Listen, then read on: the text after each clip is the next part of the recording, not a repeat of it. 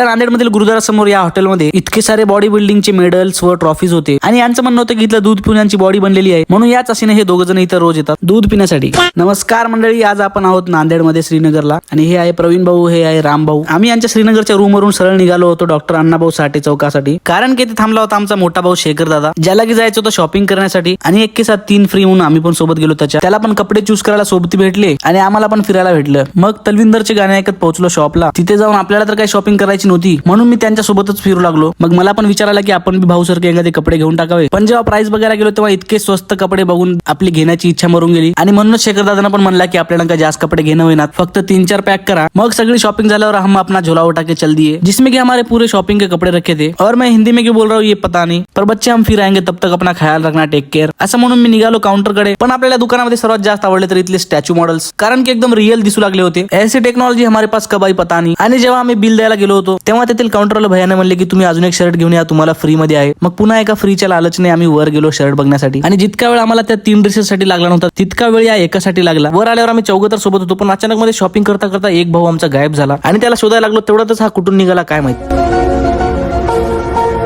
मग पूर्ण बिल करून आम्ही निघालो गुरुद्वाराकडे, कारण की भाऊची दूध पिण्याची वेळ झाली होती आणि भाऊ फक्त बिल्ला दूधवाल्याकडे दूध पिण्यासाठी जातो, कारण भाऊला इथं सगळेजण ओळखतात. आणि येथे एक बघण्यासारखी गोष्ट म्हणजे येथे ठेवलेले ट्रॉफीज आणि मेडल्स होते जे की बॉडी बिल्डिंग कॉम्पिटिशन मधून जिंकलेले आहेत. मग ते दूध पिऊन आम्ही निघालो आमच्या घराकडे. मग पुढे चौकामध्ये शेखर दादाला बाय करून आम्ही निघालो श्रीनगरला प्रवीण भाऊच्या लॅबला, कारण की भाऊचं चार्जर घ्यायचं होतं आम्हाला. भावाकडे यथार्थ गीता पण आहे वाचण्यासाठी. मग तिथून आम्ही सरळ गेलो ताईच्या घरी, पण आज ताई आणि भाऊजी गावाला गेलते म्हणून कोणी पण घरी नव्हतं. म्हणून काय जेवणासाठी आहे का भाऊ बघू लागला, पण त्याला काही भेटलं नाही. मग आज जेवण बनवण्याचं काम या दोघांनीच हातामध्ये घेतलं. आपल्याला तर काही किचनचं जमत नाही, पण ह्या दोघा भावांना मस्तपणे जेवण बनवता येतं. आहेत ना भाऊ आपले एकदम वाईफ मटेरियल. मग आमचं जेवण बनवणं झाल्यावर आम्ही बसलो जेवण करण्यासाठी आणि मग जेवण वगैरे करून भाऊने बनवून दिली आपल्याला कॉफी आणि कॉफी पिऊन आपण गेलो शेकोटी करण्यासाठी बाहेर. तर मंडळी आजचा ब्लॉग कसा वाटला मला कमेंट मध्ये नक्की सांगा आणि भेटूया नवीन एका मिनी ब्लॉग सोबत. बघत राहा माझे ब्लॉग्स.